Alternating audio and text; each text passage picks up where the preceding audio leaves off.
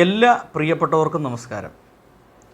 കാശ്മീരിലെ പഹൽഗാം എന്ന സ്ഥലത്തുണ്ടായ തീവ്രവാദി ആക്രമണവുമായി ബന്ധപ്പെട്ട് ഇന്ത്യയും പാകിസ്ഥാനും തമ്മിലുള്ള ബന്ധം വഷളായിരിക്കുകയാണ്. ഒരു യുദ്ധത്തിനുള്ള എല്ലാവിധ സാഹചര്യങ്ങളും ഇപ്പോൾ കാണുന്നുണ്ട്.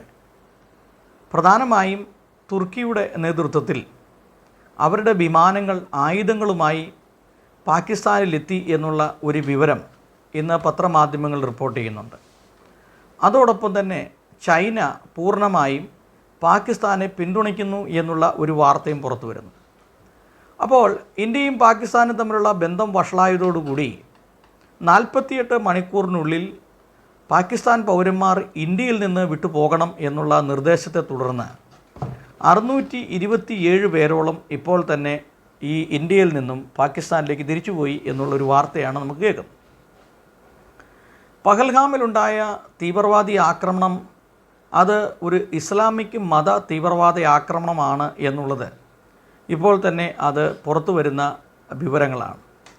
മതത്തിൻ്റെ പേര് പറഞ്ഞുകൊണ്ട് ഒരു പ്രത്യേക മതവിഭാഗത്തിൽപ്പെട്ട ആളുകളാണോ എന്ന് അടിവസ്ത്രം ഉരിഞ്ഞ് പരിശോധിച്ചതിന് ശേഷം ആ മതത്തിൽപ്പെട്ടവരെ രക്ഷിക്കുകയും മറ്റുള്ള മതത്തിൽപ്പെട്ടവരെ വകവരുത്തുകയും ചെയ്യുന്ന ഒരു നിലപാടാണ് ഈ തീവ്രവാദികൾ സ്വീകരിച്ചത്.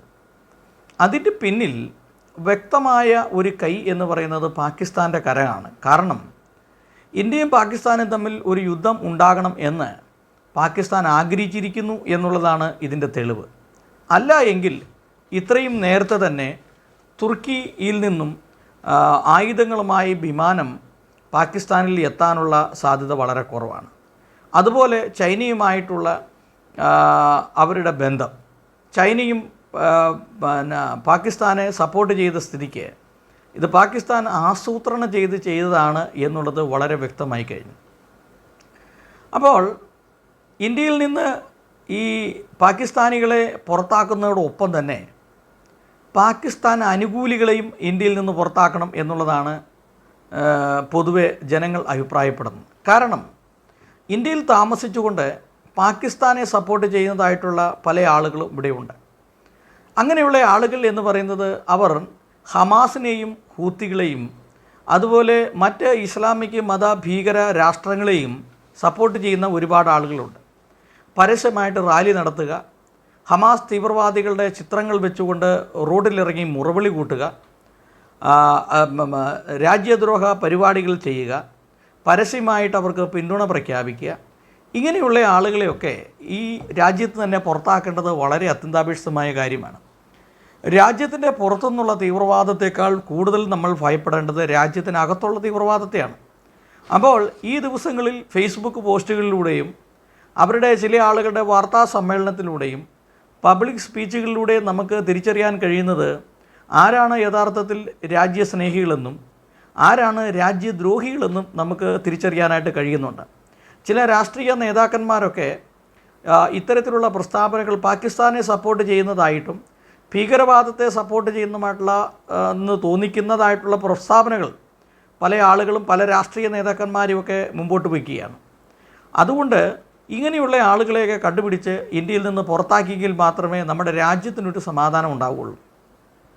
അപ്പോൾ ഇന്ത്യയിൽ താമസിച്ചുകൊണ്ട് ഇന്ത്യയിൽ ജോലി ചെയ്തുകൊണ്ട് അല്ലെങ്കിൽ ഇന്ത്യയിൽ നിന്ന് ലഭിക്കുന്ന ഭക്ഷണം കഴിച്ചുകൊണ്ട് നമ്മുടെ രാജ്യത്തെ ഒറ്റിക്കൊടുക്കുന്ന രാജ്യദ്രോഹികളെ തിരിച്ചറിയുകയും ചൈനയോട് പ്രീണനം പുലർത്തുന്ന ചില വിഭാഗത്തിൽപ്പെട്ട ആളുകളുണ്ട്, അവരെയൊക്കെ ചൈനയിലേക്കും പാകിസ്ഥാന് പ്രീണനം കൊടുക്കുന്നതായിട്ടുള്ള ആളുകളെയും പാകിസ്ഥാനിലേക്കും പറഞ്ഞു വിടേണ്ടത് വളരെ അത്യന്താപേക്ഷിതമായിട്ടുള്ള കാര്യമാണ്. ഇന്ത്യ എന്ന് പറയുന്ന രാജ്യം ഇത് മതേതര രാജ്യമാണ്. ഇത് മത തീവ്രവാദികൾക്കുള്ള രാജ്യമല്ല. എല്ലാ മത തീവ്രവാദികളും ഈ രാജ്യത്തിൽ നിന്ന് പുറത്തു പോകുന്നതാണ് ഏറ്റവും നല്ലത്.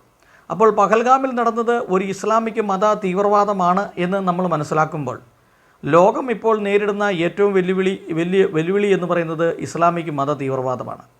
അപ്പോൾ ഒളിഞ്ഞും തെളിഞ്ഞും ഇസ്ലാമിക് മത തീവ്രവാദത്തിന് പരിശീലനം ലഭിച്ച പല ആളുകളും ഇന്ന് പൊളിറ്റിക്കൽ ഇസ്ലാമിൻ്റെ ഭാഗമായി പല മേഖലയിലും കടന്നുകൂടിയിട്ടുണ്ട് എന്നുള്ളതാണ് ഇന്നലത്തെ ചർച്ചയിൽ കാസായുടെ പ്രസിഡൻറ്റ് കെവിൻ പീറ്റർ പറഞ്ഞത് അനുസരിച്ച് നോക്കുമ്പോൾ ഇസ്ലാമിക് മത തീവ്രവാദ ചിന്താഗതിയുള്ളവർ പൊളിറ്റിക്കൽ ഇസ്ലാമിസ്റ്റുകൾ പല രാഷ്ട്രീയ പാർട്ടികളിലും കയറി കൂടിയിട്ടുണ്ട്. അവർ ഇന്ത്യക്ക് ഒരു പ്രതിസന്ധി ഉണ്ടാകുമ്പോൾ ഇന്ത്യക്ക് എതിരെ പാകിസ്ഥാനോ ചൈനയോ മറ്റ് രാജ്യങ്ങളോ ഒരു യുദ്ധഭീഷണിയുമായി വരുമ്പോൾ ഇവരെല്ലാവരും അവരെ സപ്പോർട്ട് ചെയ്തുകൊണ്ട് ഇന്ത്യയെ ഒറ്റിക്കൊടുക്കും എന്നുള്ളതാണ് പൊതുവെ നമ്മൾ മനസ്സിലാക്കാനായിട്ട് കഴിയുന്നത്. അതുകൊണ്ട് ഈ 627 ഇപ്പോൾ ഇന്ത്യയിൽ താമസിച്ചുകൊണ്ട് പാകിസ്ഥാനികൾ തിരിച്ചുപോയി. അതുമാത്രമല്ല, പാകിസ്ഥാനിൽ നിന്ന് വന്ന് ഇന്ത്യയിൽ നിന്ന് കല്യാണം കഴിച്ചവർ, അതുപോലെ ഇന്ത്യയിൽ നിന്ന് പോയി പാകിസ്ഥാനിൽ നിന്ന് കല്യാണം കഴിച്ചവർ, ഇവരൊക്കെ അതാത് രാജ്യങ്ങൾ തന്നെ തുടരട്ടെ, അതാണ് ഏറ്റവും നല്ലത്. ഇന്നലെ ഒരു വാർത്ത കേട്ടു, ഈ കേരളത്തിൽ വന്ന് കല്യാണം കഴിച്ച ഒരു പാകിസ്ഥാനി ഒരുത്തൻ അവനിപ്പോൾ ഇന്ത്യയിലേക്ക് വരണം. കാരണം പാകിസ്ഥാനിൽ മുഴുവൻ തീവ്രവാദവും മതതീവ്രവാദവും കൊള്ളിയും കൊള്ളവെപ്പും, അതുമാത്രമല്ല പിടിച്ചുപറി, മോഷണം, ബലാത്സംഗം, ഇത്യാദി കാരണങ്ങളാൽ പാകിസ്ഥാൻ എന്ന് പറയുന്ന രാജ്യം വളരെ വഷളായിരിക്കുന്നു. ആ രാജ്യത്ത് ജീവിക്കാൻ അവർക്ക് പലർക്കും താല്പര്യമില്ല. അപ്പോൾ ഏറ്റവും സേഫായിട്ടുള്ള പ്ലേസ് എന്ന് പറയുന്നത് ഇന്ത്യയാണ് എന്നുള്ളൊരു തോന്നൽ അവരുടെ ഉള്ളിലേക്ക് കയറിക്കൂടുകയും ഏത് വിധേനയും ഇന്ത്യയിൽ കയറിക്കൂടാം എന്നുള്ളതാണ് അവരിപ്പോൾ ചിന്തിച്ചുകൊണ്ടിരിക്കുന്നത്. ഇന്ത്യയിൽ കയറിക്കൂടിയതിന് ശേഷം കുറച്ച് നാൾ കഴിയുമ്പോൾ ഇവിടെയും ഒരു മതതീവ്രവാദം ഉണ്ടാക്കിയെടുക്കാം എന്ന് ചിന്തിക്കുന്ന ഒരു സമീപനമുണ്ട്. എന്നാൽ ഈ ദിവസങ്ങളിൽ വരുന്ന കമൻറ്റുകളൊക്കെ നമ്മൾ എടുത്ത് പരിശോധിക്കുമ്പോൾ നമ്മുടെ രാജ്യത്തിന് അനുകൂലമായി നമ്മൾ കമൻറ്റുകൾ രേഖപ്പെടുത്തുമ്പോൾ, അല്ലെങ്കിൽ നമ്മുടെ പട്ടാളക്കാർക്കും അല്ലെങ്കിൽ നമ്മുടെ രാജ്യത്തിന് നമ്മൾ സപ്പോർട്ട് ചെയ്തുകൊണ്ട് കമൻറ്റുകൾ എഴുതുമ്പോൾ അതിൻ്റെ താഴെ ചില മതവിഭാഗക്കാർ, അതുപോലെ ചില രാഷ്ട്രീയ പൊളിറ്റിക്കൽ പാർട്ടിയുടെ ആളുകൾ രാജ്യത്തിന് വിരുദ്ധമായും രാജ്യത്തിന് എതിരെയുള്ള കമൻറ്റുകളാണ് അവർ എഴുതുന്നത്. ഇവരെയൊക്കെ രാജ്യദ്രോഹികളായി ചിത്രീകരിച്ചുകൊണ്ട് ഇവരെയൊക്കെ ഇന്ത്യയിൽ നിന്ന് തന്നെ പുറത്താക്കണം എന്നുള്ളതാണ്. പുറത്താക്കിയെങ്കിൽ മാത്രമേ നമ്മുടെ രാജ്യത്തിന് സുരക്ഷയുണ്ടാവുകയുള്ളൂ. അപ്പോൾ അതുകൊണ്ട് ഇന്ത്യക്ക് പുറത്തുനിന്നുള്ള തീവ്രവാദത്തെക്കാൾ കൂടുതൽ ഇന്ത്യക്ക് അകത്ത് നിന്നുകൊണ്ട്